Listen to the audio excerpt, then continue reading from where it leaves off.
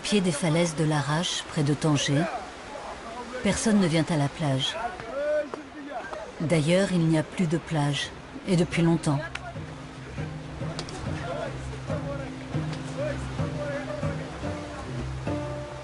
Ici, hommes et animaux travaillent. Sous les cris, sous l'écho. Les ânes, des bêtes de somme. Ce sont de jeunes adolescents, presque des enfants, tout en bas de l'échelle d'un trafic très rentable. Le trafic de sable qui maintient les petites mains dans la survie et la peur. Il n'y a pas d'autre travail ici. Il n'y a rien à faire. Il n'y a que ce boulot.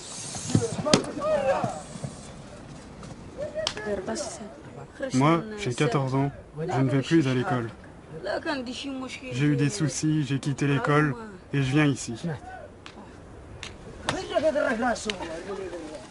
Nous les avons rencontrés et filmés il y a 2 ans. Ils sont les maillons fragiles d'un système illégal. J'ai toujours vu des gens travailler ici, depuis que je suis enfant.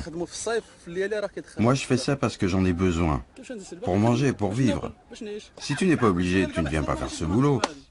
Si tu as de la chance, tu ne vas pas venir ici, descendre dans la mer, te mouiller, remonter.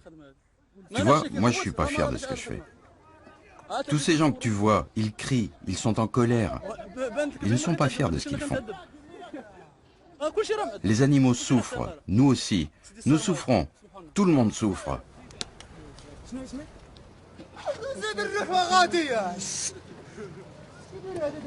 C'est comme ça tous les jours. Les ânes, les paniers n'appartiennent pas aux travailleurs clandestins. Eux ne possèdent que la force de leurs bras.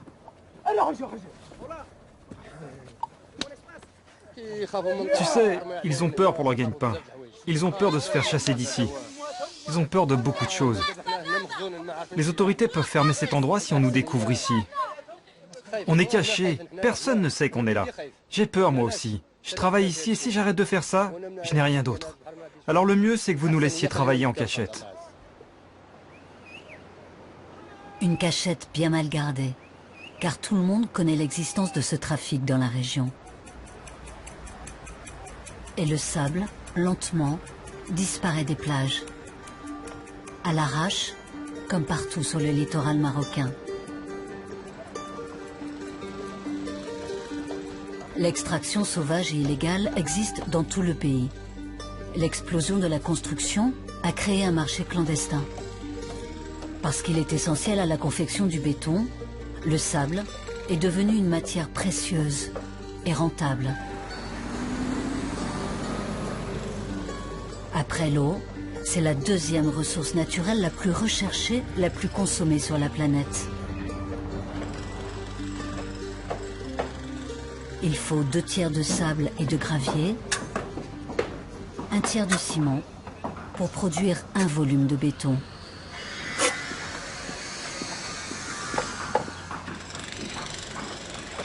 Le Maroc se transforme pour le plus grand bonheur des promoteurs. Donc ça c'est le premier bloc du projet. C'est presque fini là. Hein? Oui, on a commencé en premier temps, on a commencé d'ici. Là où il y aura une supérette, un café, un restaurant, je pense même une salle de sport.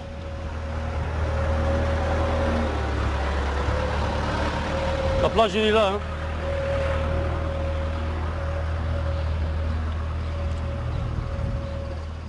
On va faire un petit projet là au bord de l'océan. Vue sur mer. Oui, c'est vue sur mer, au pied dans l'eau, autrement dit. Il y a des milliers de mètres cubes de béton, hein, jusqu'aux 20 mètres cubes par appartement. Donc maintenant, ça fait 10 ans, c'est un grand chantier, hein, en habitation, en voirie, en ouvrage d'art et tout. Hein. Tu sais combien on y aurait de béton pour mettre des lignes de tramway à Casablanca, des milliers et des milliers de mètres cubes de béton.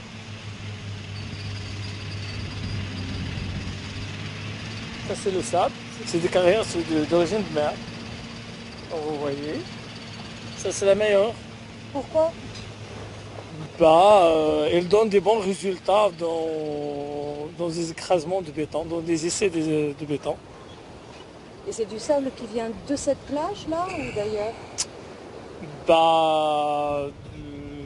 Sincèrement, c'est du nord, c'est de Arèche. C'est de l'arrache plutôt, c'est de l'arrache. Il n'y a pas de sable illégal, entre guillemets? Jamais entendu parler du sable, je sais pas, parce que tout le sable, il vient des carrières. Les carrières, elles vont avec des factures, ils ont un quota à extraire et à vendre, donc d'où ils vont prendre ce sable, je ne sais pas, qui se vend en noir, je sais pas. Il n'y a rien de plus qui ressemble à du sable que du sable, non? Qu'est-ce qu'il dit dans ce sens? No comment. Hein? No comment. Comment? No comment. No comment. No comment. We have no opinion about.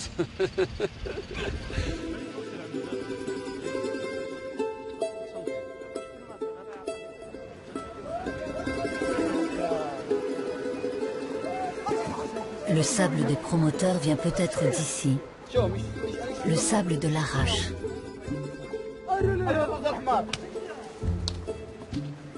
Sable volé, sans facture, sable au noir.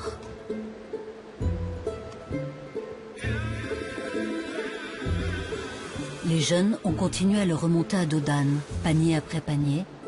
Plus d'1 tonne a été récoltée dans la journée.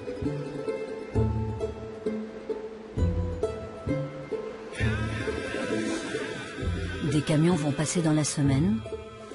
Après seulement, les petites mains seront payées.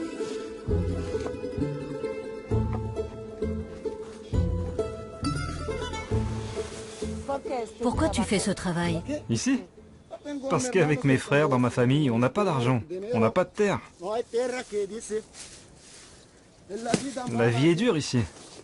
Et il faut bien travailler pour manger.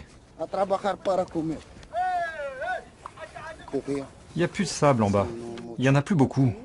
Parce que les gens viennent toujours ici le ramasser et depuis longtemps... Il n'y en a plus. Non, il y en a de moins en moins. Regarde, je suis tout mouillé. Faut que j'y retourne. Mes frères m'attendent. Tout le monde est remonté maintenant. La mer est haute et les vagues sont sur les rochers. Il n'y a plus un seul endroit où récolter. Moi, je gagne à peu près 6 € par jour. C'est pas beaucoup.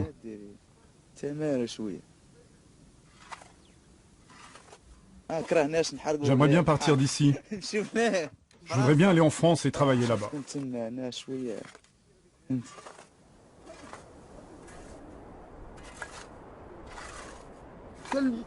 Tu sais, ils font de la construction avec ce sable. Mais il y a du sel dedans. Le sel, tu sais, c'est pas un problème. Le sable, il est tamisé. Il est mélangé avec le sable de la carrière. Il le mélange avec du sable légal. Voilà, tu as compris. Tout ce sable va être mélangé avec du sable officiel. Celui-là, celui-là et celui-là. C'est comme ça sur toute la côte, de l'Arrache à Moulbouslam.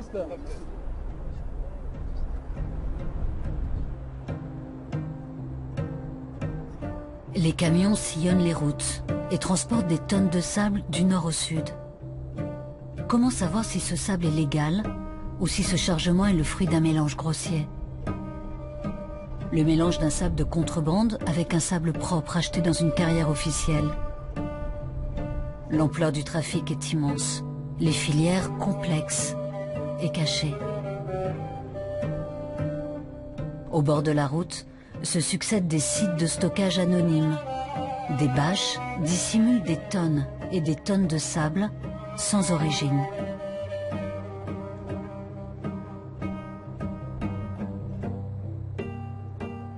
Au sud de Casablanca, c'est le sable des dunes qui est volé.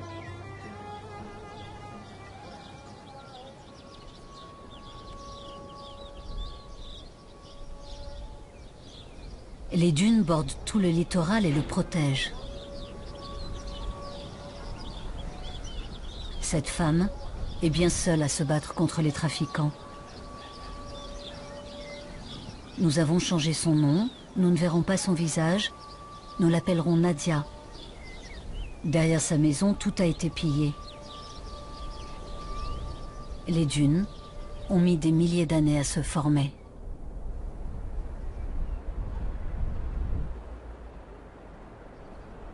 Ça fait maintenant 5 ans qu'ils sont là. Ils ont massacré cet endroit. Avant, il y avait des arbres sur les dunes. Regarde maintenant. Ils n'ont rien laissé. Ils chassent tout le monde d'ici.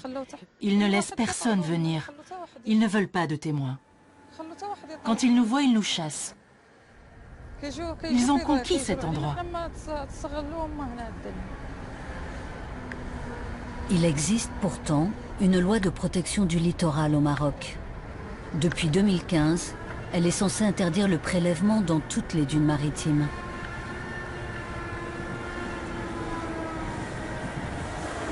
Hé, toi là-bas, me filme pas, t'as pas le droit. Et toi, tu as le droit de le prendre, ce sable? Dis-moi, tu as le droit, toi, de le prendre? Allez-vous-en, bande de chiens affamés. Si tu as une autorisation, dis-le-moi. Si une seule personne en a une ici, qu'il me la montre.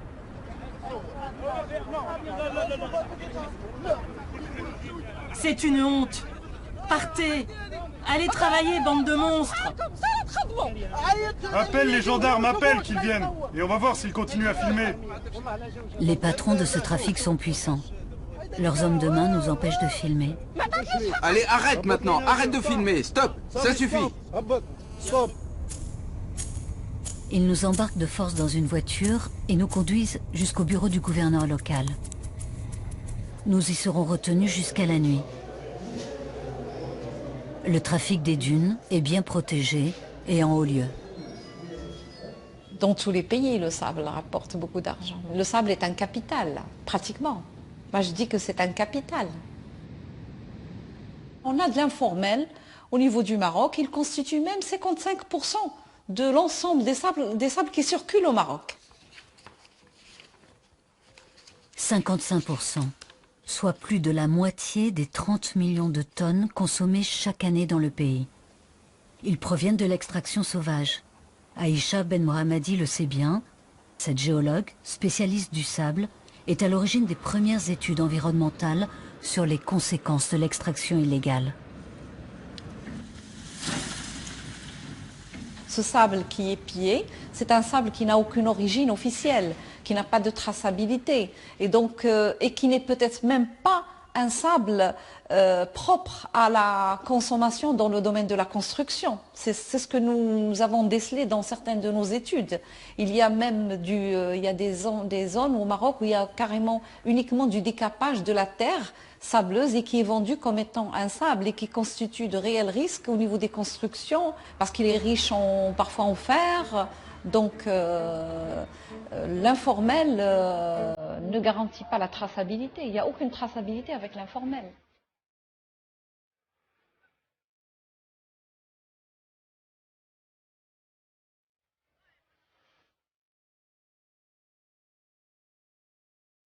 Le sable de pillage, on le retrouve dans toutes les constructions. Et les risques sont immenses.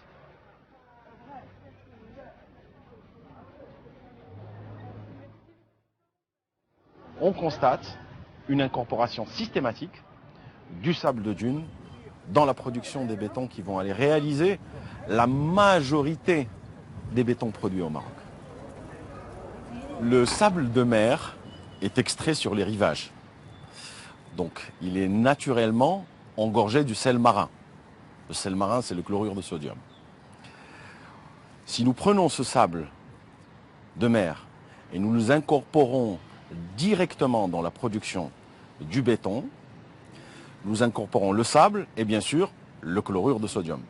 Et trop souvent, nous nous retrouvons à des concentrations en chlorure de sodium dans le béton bien supérieures à ce que prévoit la norme des bétons.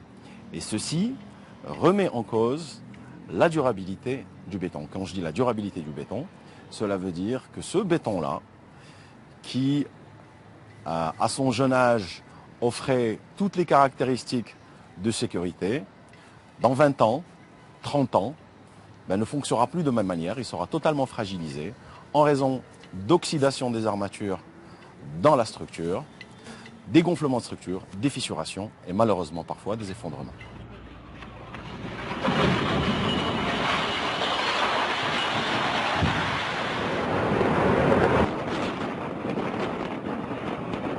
Nous nous trouvons en plein centre de Casablanca. Derrière moi, les décombres de l'immeuble qui s'est effondré pendant la nuit. Immeuble habité, bâtiments en construction, les dégâts sont considérables. À Casablanca, il y aurait un effondrement en moyenne tous les 3 mois. Selon la Fédération nationale du bâtiment, on dénombre 60 000 accidents par an sur les chantiers au Maroc. La majorité sont liés à des structures de béton qui s'écroulent.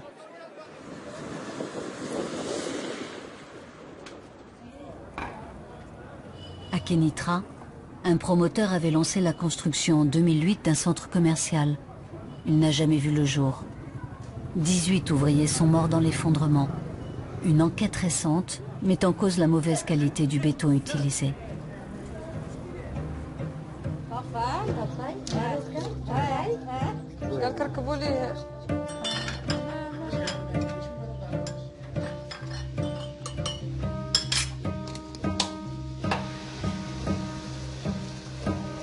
Parce qu'elle s'est battue contre les voleurs de sable, Nadia est devenue une témoin gênante.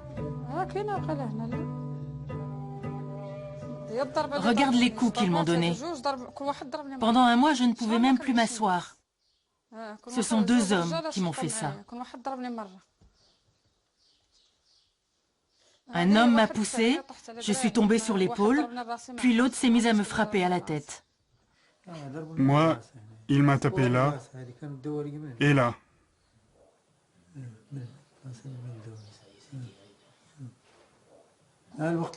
Les médecins m'ont dit que c'était proche du rein. Ça aurait pu me tuer.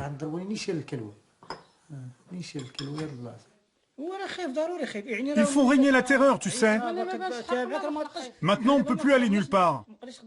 Quand on va jusqu'à la mer, on ne sait jamais ce qui va se passer.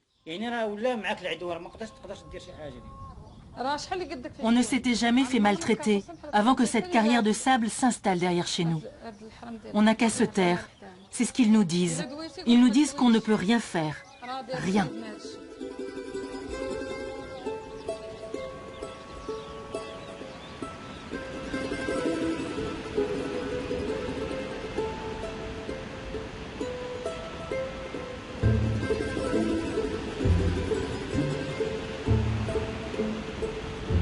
Association avec d'autres chercheurs de Rabat, d'autres chercheurs de Kénitra. Donc on a bataillé tous pour qu'il n'y ait plus ce genre de pratique ici. Au Maroc. En tout cas ici et au Maroc d'une manière générale. Mais je pense que le Maroc est grand, il y a certaines zones qui nous échappent, on va dire.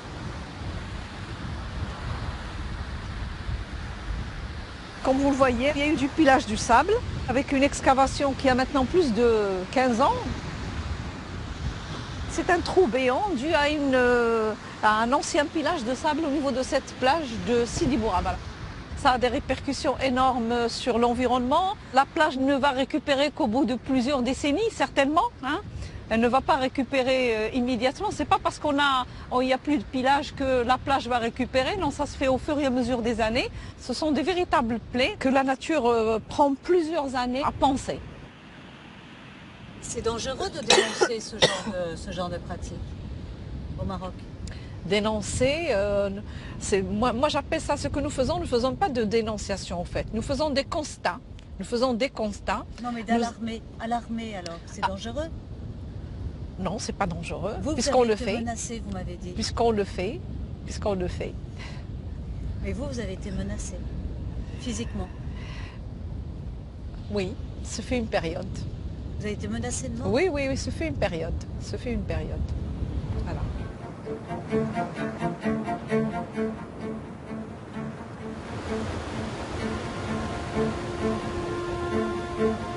Avec courage, contre les mafias du sable. Elles sont quelques-unes au Maroc à lutter, s'organiser, travailler. Comme Myriam Soussan. Myriam est architecte. Elle conçoit des habitations autonomes et renoue avec des savoir-faire traditionnels. Son engagement, diminuer l'impact de la construction sur l'environnement. Ses projets architecturaux sont novateurs et sans béton. Là, on voit donc les pierres qui proviennent du terrain. Donc en fait, le terrain a été creusé. On trouve ces grosses pierres qui après ont été taillées. Donc tous les murs de la maison sont comme ça. Et après, le jointage est fait avec de la chaux. Donc il n'y a pas de sable. Zéro sable.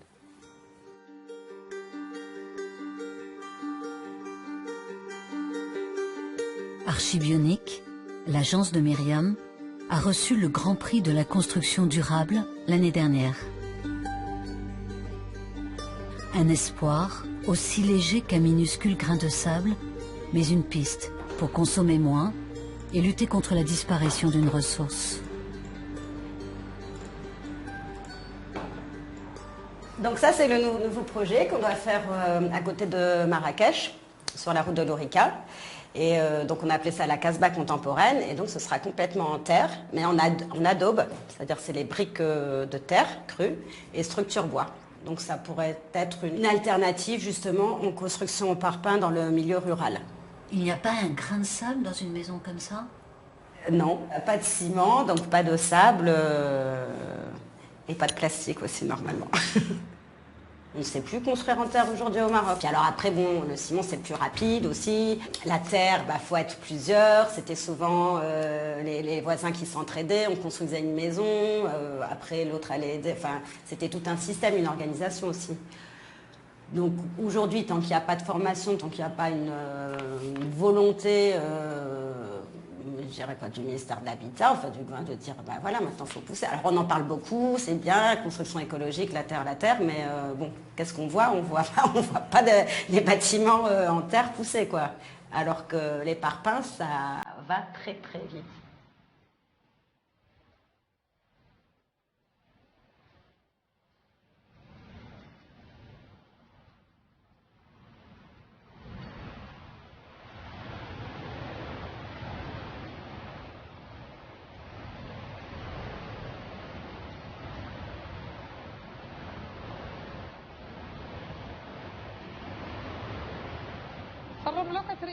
Ce sablier me fait penser au sable qui s'épuise. C'est un bien que nous a donné Dieu pour que chacun en profite. Et aujourd'hui, c'est une ressource qui va disparaître. Il ne laisse pas la chance à nos enfants de connaître notre monde, celui dans lequel nous avons grandi. Ils ne vont pas le laisser intact. Nos petits-enfants ne connaîtront pas ce sable.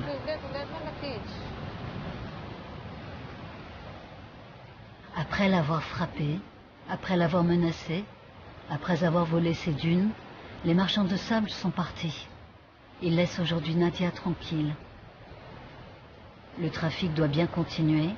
Ailleurs, il n'est peut-être pas trop tard pour y mettre fin.